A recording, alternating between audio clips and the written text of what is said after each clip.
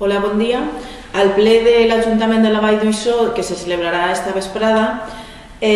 va l'aprovació definitiva de la nova ordenança municipal d'ajudes socials dels serveis socials. En concret, aquesta ordenança és una mesura, considerem des d'Esquerra Unida, molt negativa perquè obliga a les persones que siguin beneficiaris d'aquestes ajudes econòmiques a realitzar treballs socials a canvi d'esta ajuda social, a canvi d'esta prestació. Des d'Esquerra Unida vam proposar que a l'hora de concedir aquestes ajudes se poguera oferir la possibilitat de que les persones que vulguin puguen realitzar aquests treballs socials de forma voluntària i no de forma obligatòria com volen implantar amb aquesta nova ordenança. Perquè les ajudes socials són, davant de tot, un dret social, un dret constitucional reconegut i no han d'estar condicionades a res. Des del Partit Popular diuen que aquesta obligació la posen perquè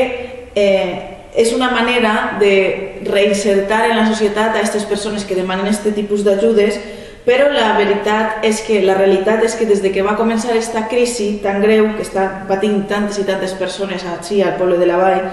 la majoria d'aquestes persones són persones que estan perfectament integrades en la societat i l'únic problema que tenen és el problema econòmic, que es van quedar en l'atur, es va quedar sense treball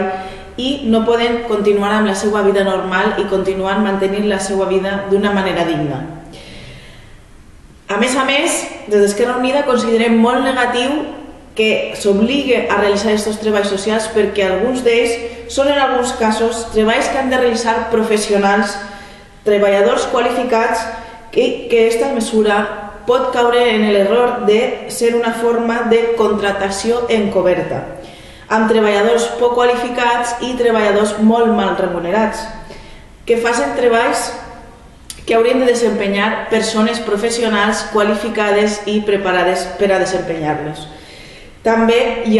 Recordem que també hi ha persones que poden treballar als serveis socials professionals, treballadors qualificats, que també estan a l'atur i que en aquests moments també necessiten treballar. Per això ens oposem, entre altres coses, perquè és una mesura que intenta també donar treball a qui no ha de desempenyar aquest treball, sinó que ho han de fer professionals que estan a l'atur, que estan qualificats per a realitzar aquest tipus de treballs socials.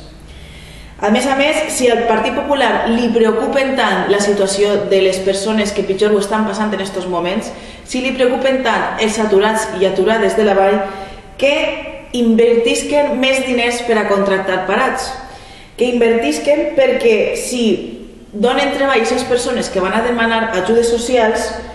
a canvi d'aquestes ajudes poden tindre un treball i rebre un salari digne pel seu treball.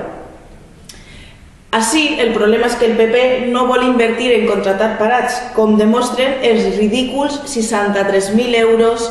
que han dedicat del pressupost d'enguany per a contractar aturats i aturades.